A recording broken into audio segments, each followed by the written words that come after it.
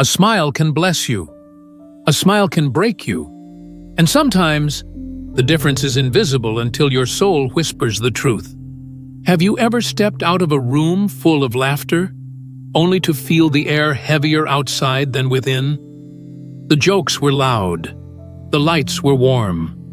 The faces familiar. And yet, when the night ended, you carried home not joy, but a quiet exhaustion, like someone had borrowed your spirit and forgot to return it. I remember once at a family table, the wine glasses clinked, hands reaching for bread, voices rising in cheerful chaos. But on the drive home, the city lights blurred, and my hands on the steering wheel were ice, no insult, no conflict, just an emptiness sitting in the passenger seat. That night, I finally admitted, not every connection feeds you. Some quietly feed on you. Words can lie, masks can charm, but energy never tells a false story. So I ask you, why do some people leave you lighter, while others leave you hollow? And why do you still give both the same access to your life? Peace is not a prize you wait to win. It's a fortress you must build. And your soul, the soul that has been whispering all along, knows exactly who belongs inside its gates. In this journey, we'll uncover 8 clear signs, each one a light exposing the hidden shadows around you. You think demons hide in shadows? No, the most dangerous ones hide in conversations. Sign 1. Energy that drains without a word. Some people never raise their voice. They never hurl an insult. Yet every time they leave, it feels as if a part of you has walked out with them. You sit with them, maybe over coffee, maybe in a meeting. On the surface, everything seems normal. But when they're gone, your shoulders ache, your thoughts scatter, and the spark you woke up with is gone. That isn't your imagination.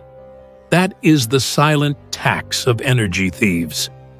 I once knew a colleague who made every lunch break a comedy act. People laughed, but not because it healed them. One day, he mocked a co-worker's struggle. Another day, he turned world pain into cheap jokes. The room chuckled, but the air grew heavier, because deep down, we all knew someone's suffering had just been turned into sport. Your body is wiser than your excuses. The shallow breath, the stiff posture, the scattered focus, none of these are random. They are alarms, warning you that your light is being siphoned. The irony? Many of these people don't even know they're doing it. They are trapped in cycles of chaos, spilling it everywhere, desperate for someone else to carry the load. And too often, that someone is you. But you are not powerless. Begin with a simple practice. After every conversation this week, pause for 30 seconds. Ask yourself, do I feel lighter or heavier, stronger or smaller? Write it down. The pattern will reveal who nourishes you and who feeds on you. Your energy is your most sacred currency. Protect it like treasure, because those who truly belong in your life don't leave you empty. They leave you whole. So tell me, who in your circle makes your spirit stand taller, and who quietly bends your spine without ever laying a hand on you? But what if the poison doesn't come from silence, but from a whisper disguised as love? Sign 2. The subtle lies that poison trust. Betrayal doesn't always strike with a blade. Sometimes it arrives in the softness of a whisper. Think about it. The most dangerous words often sound gentle. They slip in disguised as care. I don't want to say anything, but... Or, I'm only telling you this because I care. And just like that, a seed of doubt is planted. Not a full accusation, only a shadow, enough to make you question those you once trusted with your life. Jonas once told me about a man in his circle. This man never shouted, never cursed. Outwardly, he seemed harmless. Yet each time he opened his mouth, trust in the group thinned. He would drop half-stories, twist words out of context, hint at betrayal where none existed. Slowly, friendships cracked. Not from open conflict, but from poison dripped into the water, drop by drop. Deception rarely dresses as a lie. It wears the mask of concern. That's why it works. You don't resist it, because it doesn't feel like an attack. It feels like protection. But the result is always the same: confusion, division, isolation.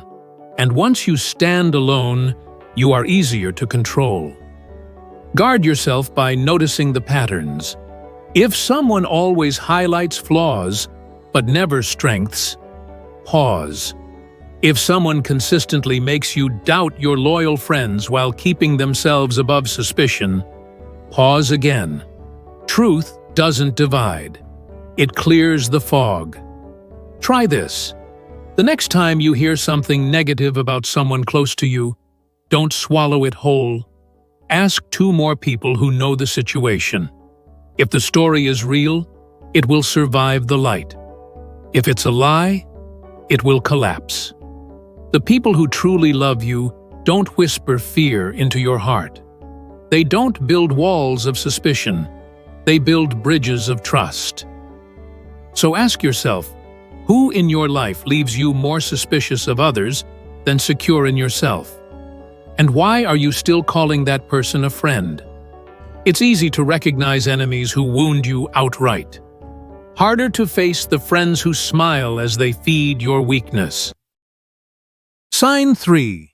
Why they cheer your pain, but fear your rise. Not every hand that claps for you wants to see you win. Some clap only when you're broken. When you hit the ground, heart shattered, plans collapsed. There are always people eager to be there. They comfort you. They offer sympathy. They even enjoy playing the role of savior. But the moment your spine straightens, the moment your eyes regain light, something shifts. The same voices that once whispered, "You'll be okay," now warn, "Don't get ahead of yourself." I remember a young man who shared his failures online. Missed deals, debts, despair. The comments poured in. Prayers, encouragement, endless advice. But months later, when he posted a photo signing his first big contract, silence followed. Some mocked him, others vanished. His success felt like betrayal to them. That's when I realized, many people feel taller when you are on your knees, but smaller when you rise to your feet. Here's the paradox. Real love does not fear your strength. It rejoices in it.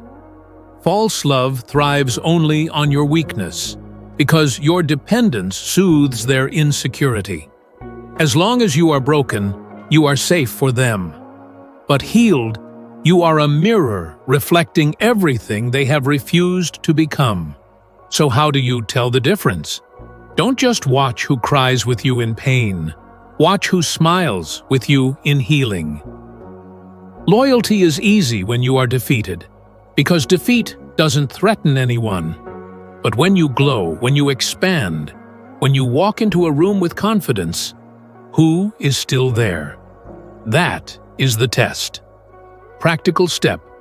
Take your last 3 victories, whether small or large. Who noticed?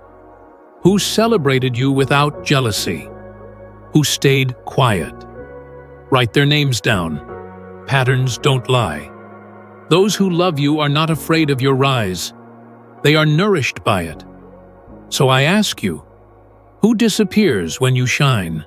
And why are you still dimming your light to keep them comfortable? Some ties don't break when you say yes. They break the moment you finally have the courage to say no. Sign 4. Boundaries that expose the truth. Boundaries don't drive people away. They reveal who truly chooses to stay. Think about it. When you say no, what happens next? A healthy friend nods, respects your space, and returns when you're ready. An unhealthy one treats your no like a challenge. They crowd you when you ask for distance, demand your time when you're already stretched thin, and dress it all up as love. I remember once telling Elena, the woman who stood beside me in my healing years, I need some solitude. She smiled, kissed my forehead, and said softly, I'll be here when you're ready. That silence carried more weight than 1,000 promises. It told me her love wasn't about control. It was about respect. Others I knew heard the same words and came back with guilt trips, sarcasm, or endless debate. That's when I understood. Love listens. Control insists. And sometimes you almost have to laugh at the absurdity. Isn't it strange how some people treat your no like a riddle they must solve? They twist it, bargain with it, poke at it, until suddenly your life feels like their board game. Here's the truth. Boundaries are not walls. They are gates. Gates allow the right people through and keep the wrong energy out.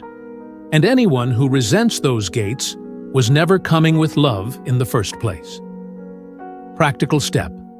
This week, try one small number. Decline a call when you need rest.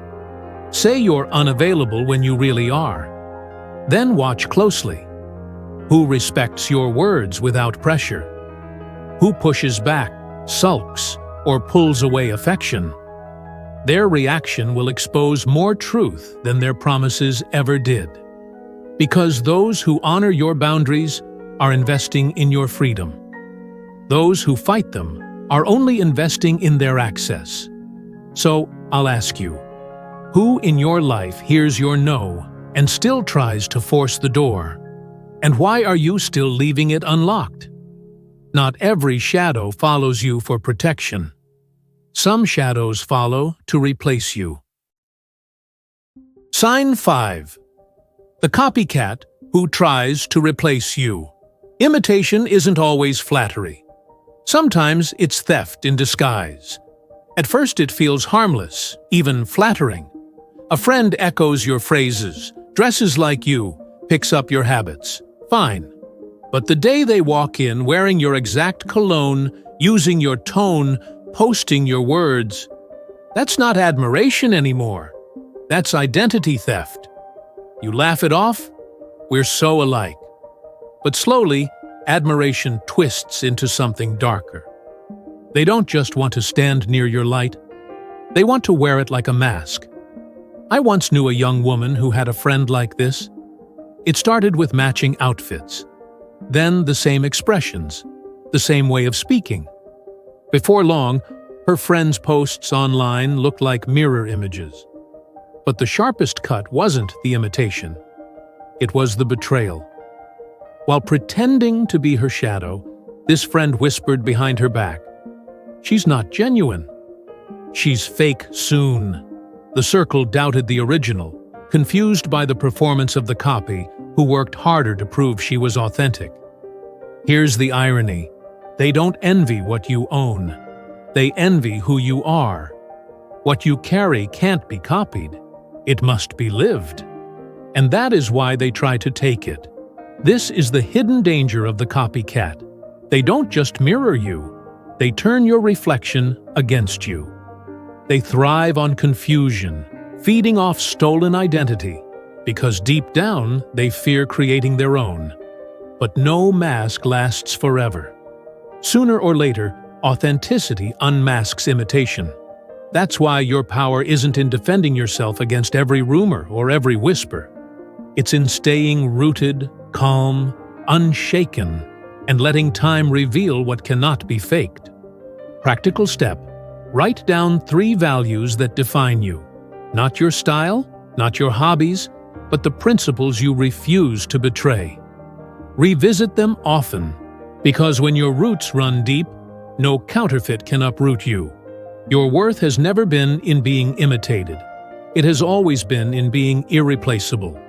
So ask yourself, who admires you in public but competes with you in private? And why are you still giving them front-row seats to your soul? They don't always chain your hands. Sometimes they chain your heart with guilt. Sign 6. The leash of guilt. Guilt is not love. It is a leash disguised as devotion. Some people don't hold you with kindness. They hold you with questions meant to trap. How could you? They remind you of what they've done, the sacrifices they never let you forget. And have you noticed? Their memory of sacrifice is flawless, especially when you're finally about to taste freedom. Without realizing it, you remain in places that drain you, because leaving feels like betrayal. I know this trap well. In my early climb, long before the collapse, I worked late nights chasing approval, saying yes to contracts, when my soul whispered no. The fear of disappointing my mother weighed heavier than any deadline.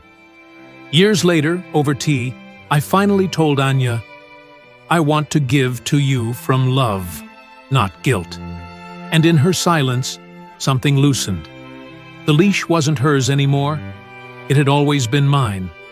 And maybe the chains we blame on others are the very ones we've been tightening ourselves. That's the truth most of us miss. Guilt is not loyalty. It is control. Real love empowers. Real love frees. It doesn't bind you in invisible chains. So how do you break free? Separate action from intention. Ask yourself, am I doing this from love or from fear of their disappointment?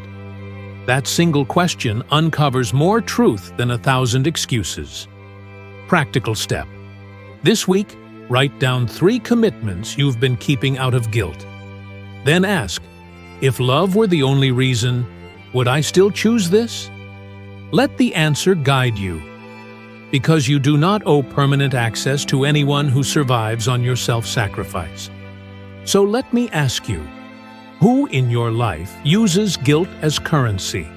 And why are you still paying a debt that was never yours to carry? And when words fail to deceive you, your own body will begin to scream the truth. Sign 7. When anxiety is a message, not a mistake. Not every storm rages outside of you. Some storms live inside your chest. Have you ever sat with someone who never raised their voice, never said a cruel word, yet your heart pounded as if danger had stepped into the room? That's not paranoia. That's your body whispering the truth before your mind can name it. I felt this when I met Rico again, years after our partnership collapsed. We sat in a quiet cafe. He smiled, spoke politely, even joked about the past. But while his words flowed smoothly, my body rebelled. My palms sweated against the porcelain cup. My shoulders locked into stone. My pulse hammered in my throat. Nothing dangerous was said, yet everything was felt. That is the paradox of anxiety. Sometimes it isn't weakness, it's wisdom. It isn't your imagination betraying you, it's your nervous system warning you. Stoic philosophy reminds us, the mind can be deceived, but the soul cannot. So instead of punishing yourself for overthinking, begin listening. Ask, does my body relax around this person, or tighten like a fist? Do I feel grounded after they leave, or shaken? These signals are not your enemies. They are your first line of defense. Practical step. The next time you walk away from a conversation with unease in your chest, don't dismiss it. Write it down. Who were you with? What shifted inside? How did your breath change? Over time, the pattern will appear, and that pattern is your compass. Because peace does not lie, and neither does tension. So I'll ask you, when your spirit says, "You're not safe here," do you listen? Or do you keep silencing the one voice that has never lied to you? But here's the final test. Who truly claps when you rise? Sign 8. Who celebrates your healing? Pain gathers a crowd. Healing clears the room. Strange, isn't it? When you are broken, people seem to appear from every corner, ready to listen, to comfort, sometimes even to enjoy the role of rescuer. But when your spirit begins to rise, when your laughter returns, when your steps grow lighter, some of those same people quietly vanish. I once knew a woman with a friend like that. In her darkest days, when heartbreak left her sobbing on the kitchen floor, that friend was always just a call away. Midnight talks, endless sympathy, constant presence. But as she healed, started dressing with confidence, smiling freely, dreaming again, the calls grew shorter. Then silence. That friend had loved the broken version of her, but couldn't stand the whole one. Here's the truth. Some people only feel significant when you are wounded. Your recovery shines a light on their own stagnation. And instead of celebrating your growth, they resent it, because your light makes their shadows impossible to ignore. But real love? Real love claps louder when you stand tall than when you collapse. It doesn't fear your glow, it fuels it. Practical step. Think of your last 3 victories, no matter how small. Who noticed? Who smiled with you, not just at you? Write down their names. Invest more in those bonds, because they are the ones you can build a future with. Healing doesn't shrink true connections, it purifies them. So let me ask you, who fades when you rise, and why are you still bending your light just to keep their comfort alive? Guard your gates. Honor your light. Before we end, take a moment to like and share this video. Not as support for me, but as a seed of light for someone else who may be fighting this same silent battle. Not every hand that reaches for you deserves to hold you. Not every voice that calls your name deserves an answer. By now, you've seen them. The ones who drain you without a word. The whispers that poison trust. The smiles that vanish when you rise. The guilt that binds. The masks that imitate. The storms your body senses before your mind can explain them. None of this means you should live in fear. It means you should live awake. I spent too many years silencing my own alarms, doubting what my soul already knew. I gave access to people who hadn't earned it, mistaking persistence for love, comfort for loyalty, pity for care. And it cost me my peace, until I learned the truth. Peace is not a luxury. It is not a prize waiting at the end of suffering. Peace is your birthright, and it survives only if you guard it. Boundaries are not selfish. They are sacred. Your energy is not infinite. It is currency. And those who truly love you will never bankrupt you to keep themselves rich. So let me ask you, when was the last time you left a room feeling richer, not poorer? What should you do now? Start simple. Pay attention to the way people leave you. Lighter or heavier? Hopeful or hollow? Trust that more than their words, because words can lie. Energy cannot. And above all, don't mistake letting go for losing love. Sometimes walking away is the highest form of respect, for yourself and even for them. So I leave you with this. Guard your gates, not to build walls, but to let the right ones in. Your light was never meant to be dimmed to keep others comfortable. Protect your peace. Honor your soul. Because in the end, your life is not defined by who tried to steal your fire, but by how brightly you chose to keep it burning.